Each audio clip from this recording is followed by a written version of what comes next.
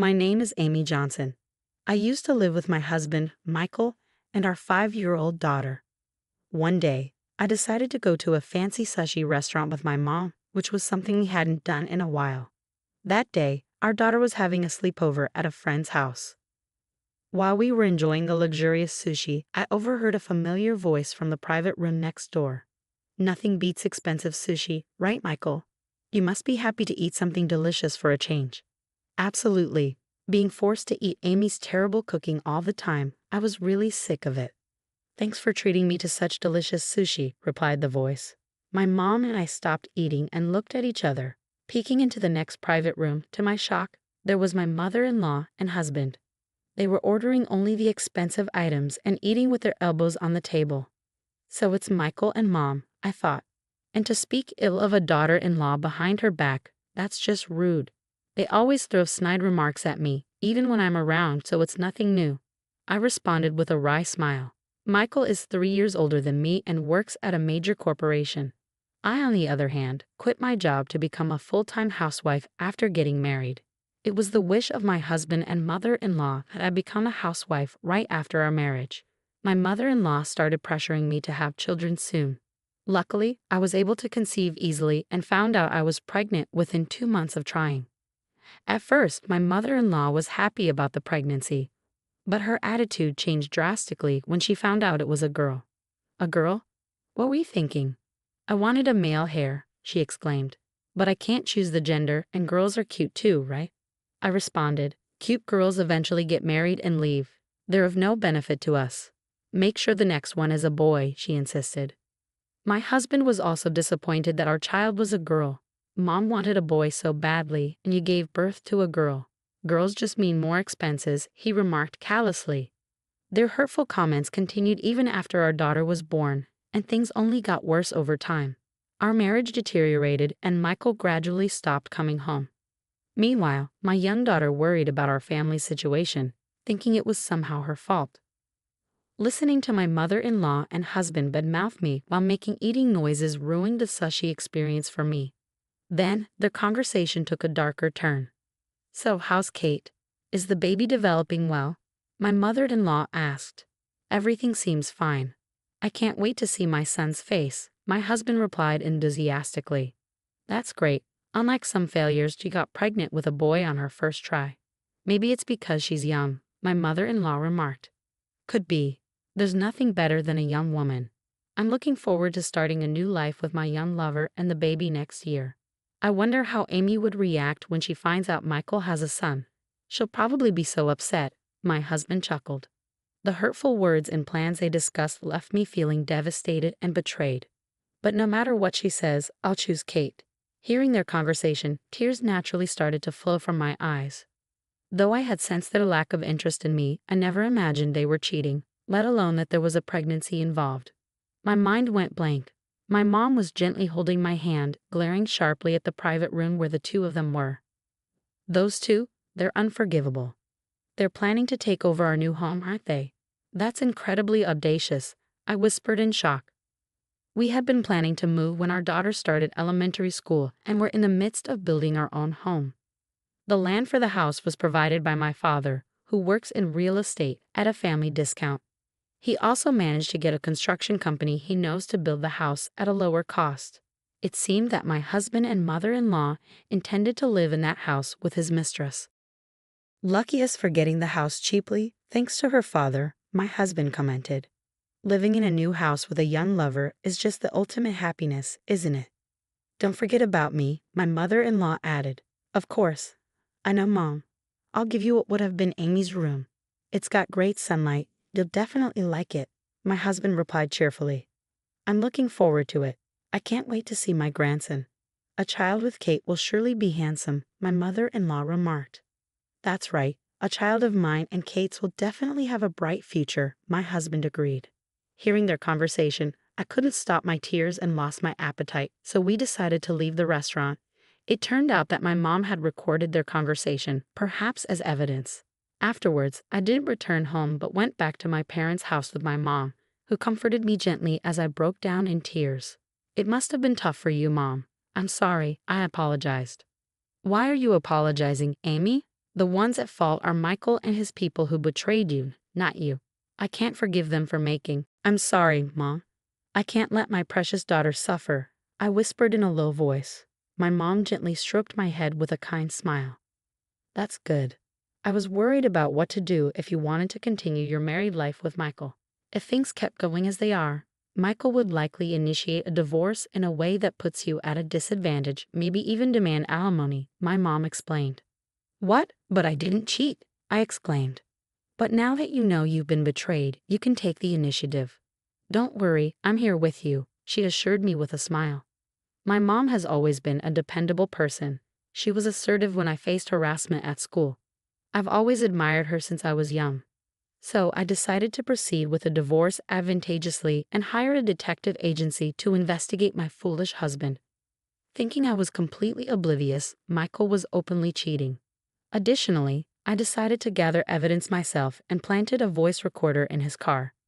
Every Saturday, he would leave the house claiming to hang out with colleagues. I was sure he was meeting his mistress on those days, so I set it up. It was incredibly easy to gather evidence. Listening to those recordings, I realized how much I was looked down upon.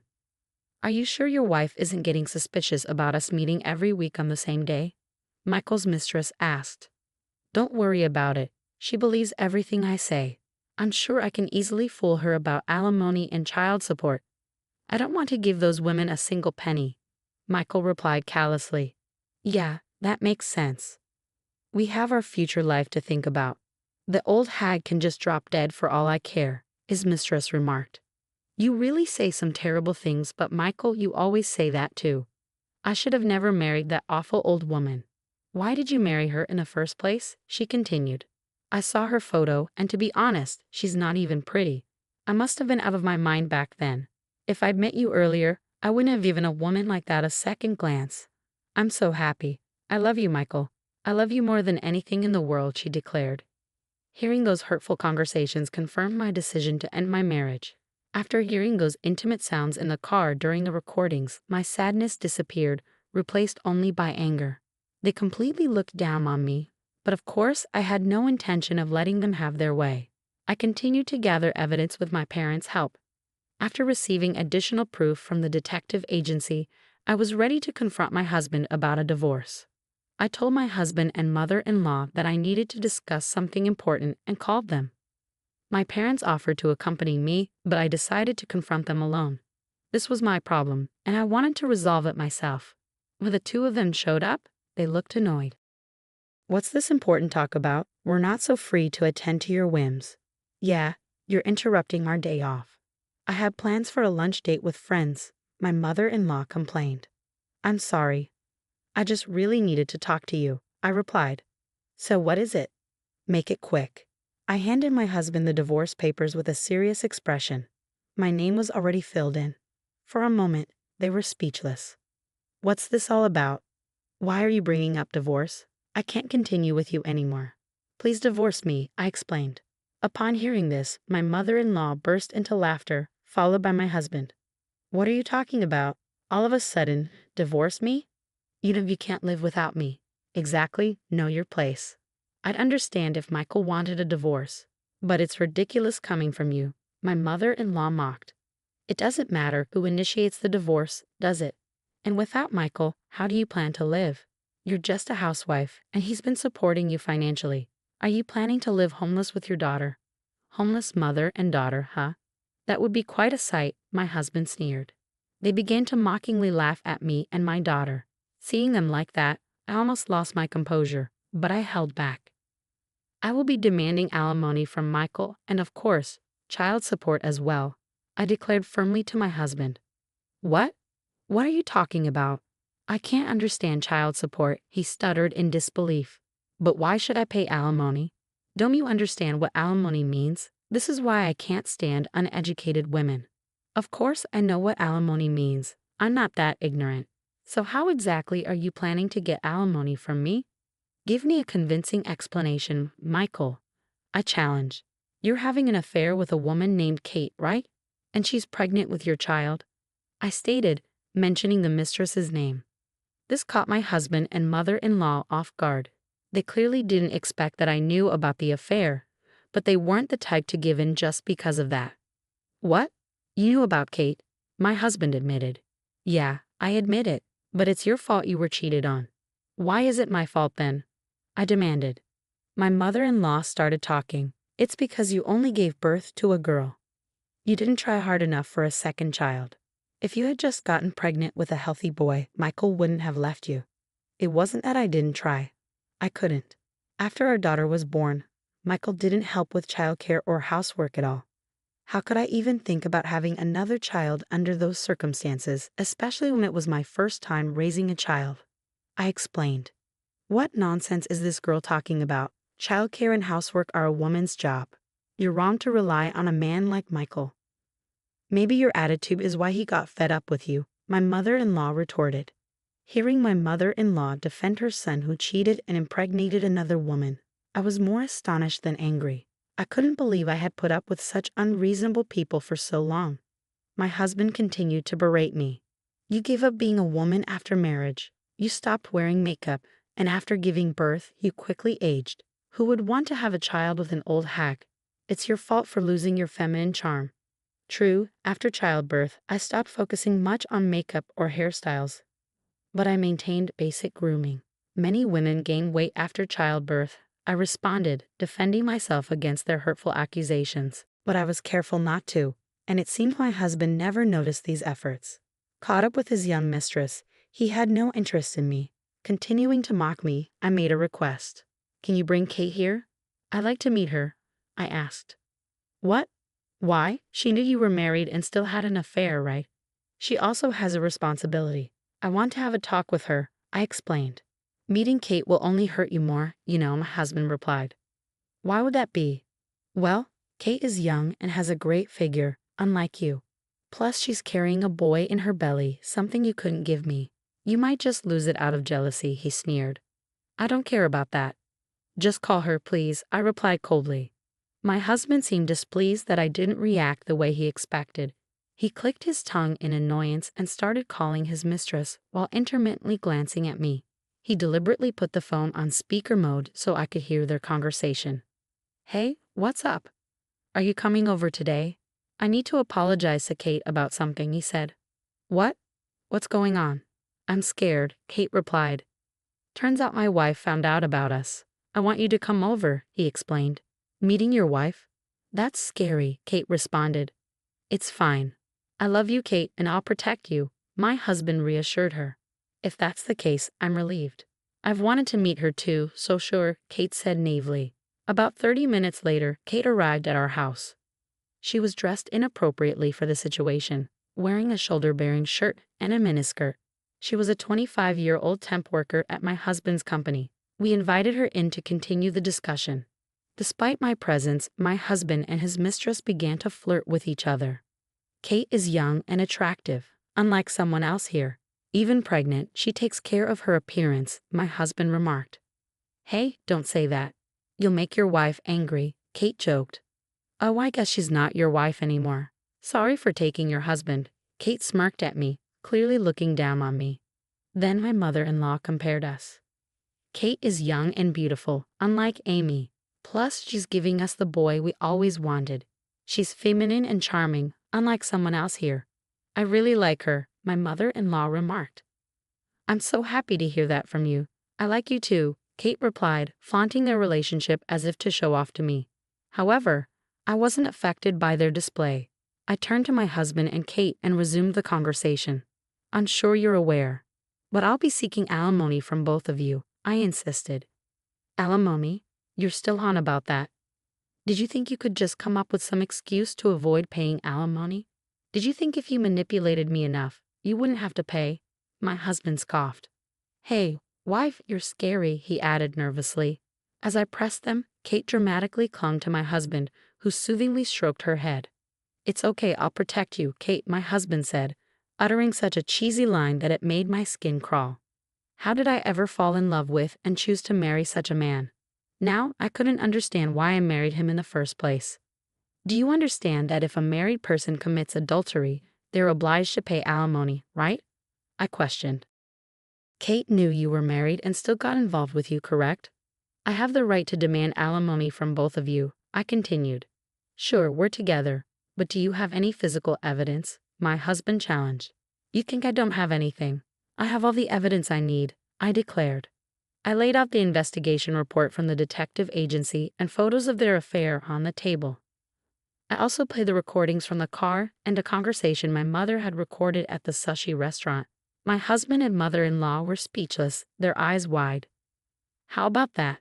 I can do this much, I stated firmly. You were at the sushi restaurant? My husband asked, surprised.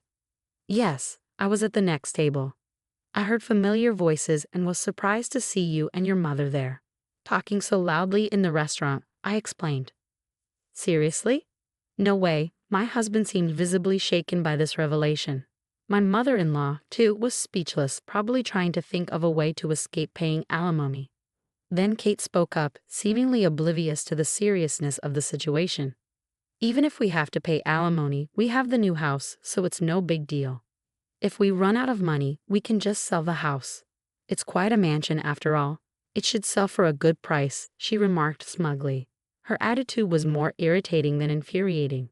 I decided to enlighten her about a certain truth. You seem to be making plans for that house, but I won't let you have it, I replied. What are you talking about? My husband retorted. I'm the one who paid for that house, didn't I? You didn't pay anything, and now you want to take over. Have you forgotten under whose name that house was built? I revealed, causing my husband's face to turn pale as he remembered the truth about the house's ownership. However, Kate, not grasping the situation, still thought she had the upper hand. I know you were looking forward to the new house, but please give up. It's going to be my home now. There's no place for you there. If you really want to live with us, maybe you can stay in a doghouse or something, Kate said, laughing. My husband, on the other hand, was clearly panicking. What's gotten you so pale all of a sudden? He asked nervously. Well, actually, that house was built under Amy's father's name, I revealed. What does that mean? My husband asked. It means it won't belong to us, I replied. What? So we get nothing, my husband realized. You both will only have the alimony to pay, and Michael, you will also pay child support for our daughter, I informed them. My husband suddenly stood up, begging. Please, I intend to pay the alimony, but can we keep it around $20,000 for both of us? Don't decide that on your own. I'm going to let professionals determine the amount of alimony. I'll claim as much as I can squeeze out of you two. Please have mercy. I don't have the means to pay alimony right now, especially with a child. My ex-husband pleaded. It seemed that my ex-husband had been spending a considerable amount on his mistress. He was never the type to save money, and with his show-off nature, he always wore only expensive items. He probably lavished his mistress with high-end brand gifts and extravagant dates. Indeed, working at a major corporation, he earned a higher salary compared to others his age. However, his expenses far exceeded his income, making it pointless. It appeared that he didn't even have savings of about $20,000 left. Realizing this, the mistress stood up, shocked and furious. Wait a minute. If you have no money, there's no point in marrying you. You've wasted my time, Kate exclaimed. What are you talking about? That's my line. I chose you as a marriage partner because you seemed well off. If you don't have money, there's no point. And if we can't have the mansion, there's no reason to marry. I'm calling off the engagement, my husband declared. Are you serious? My ex-husband asked. I had anticipated this turn of events. Having learned a particular fact about her from the detective's investigation, I decided to reveal the truth to my husband, who was sitting alone, shocked and distraught. You know Kate's been involved with 3 other men besides you, Michael. She chose you because you seemed the most financially stable, I explained. When confronted, Kate sighed heavily, no longer bothering to hide her true intentions. Yes, that's right. I chose you because you seemed like the best target. I intended to keep seeing other men even after marrying you, Kate admitted. I thought you loved me, my ex-husband exclaimed. I did like your lavish lifestyle, Kate replied casually, but let's face it, you're a 38-year-old man and you have a strong old man smell. You're not exactly the handsome older man type. I never saw you as a man in that way, but when I showed a bit of interest, you fell for it so easily. I figured I might as well take advantage of you, Kate revealed. Hearing her true nature, my husband looked utterly betrayed, tears streaming down his face. Then my mother-in-law spoke up. But the child in your belly is Michael's, right? You'll give us the son, won't you? She asked. Honestly, I'm not sure if the child is Michael's. My intuition tells me it's more likely to be Kyle's child. But of course, we won't know for sure until we check, Kate responded casually. With that, the mistress abruptly ended the conversation and left the house. My husband remained crying with his head in his hands. After he stopped crying with red eyes, he turned to me and appealed. Can we just forget about the divorce? I promise I won't betray you again. Now you say this. You never cared about me or even looked at our daughter, I responded. I'll take care of both of you from now on. You're just scared of being alone, my husband pleaded. Sorry, but I have no intention of remarrying you. After hearing your conversation at the sushi restaurant, I was completely disillusioned with both of you. I had my doubts about you for a long time. I firmly rejected him. He started crying again, his emotions seeming out of control after being discarded by his mistress. Then my mother-in-law interjected. He's willing to try again, just go along with it. You're better off with Michael's income, aren't you? If you divorce now, remarrying will be difficult. Just drop this divorce nonsense, she insisted. You both betrayed me first. I'm fed up with a cheating husband and a malicious mother-in-law. I'm tired of dealing with you too. Let's handle the rest through lawyers. I'm going back to my parents' house, I said firmly, shaking off her hand and leaving the house. Wait. I want to live with you and our daughter, my husband pleaded, grabbing my leg, his face tear-streaked and distraught. I couldn't bear to look at his pitiful state. Goodbye. Enjoy your time with your mother, I said, leaving the house I had lived in for so long. With the help of a lawyer, the divorce was finalized. I claimed a lump sum in alimony from my husband and his mistress. Of course, I also demanded child support from my husband for our daughter, arranged to be a fixed amount paid monthly. The mistress, having no money, had her parents pay the alimony. She was scolded severely by them and left her job to return home. After giving birth, she lived under her parents' watchful eyes. Though she was there, her parents seemed decent, and knowing the child wasn't suffering brought me relief. My ex-husband continued to work, unable to quit due to his debts from the alimony payments. His affair with the temp worker naturally became known at work, leading to him being regarded coldly by his colleagues. He started making frequent mistakes at work, and as a result, his salary was nearly reduced by about $1,800. Moreover, for some reason, he blamed my mother-in-law for our divorce and severed ties with her. Since my mother-in-law had been receiving about $1,800 in support from my ex-husband each month, she faced financial difficulties once this support stopped and had to start working part-time, as her pension wasn't enough. As for me, I moved into the newly completed house with my parents. My daughter was overjoyed to live with her beloved grandparents. While raising my daughter, I began helping with my father's business. Now, I am living a stress-free and happy life. In the future, I hope to continue enjoying peaceful and bright days with my loving parents and daughter.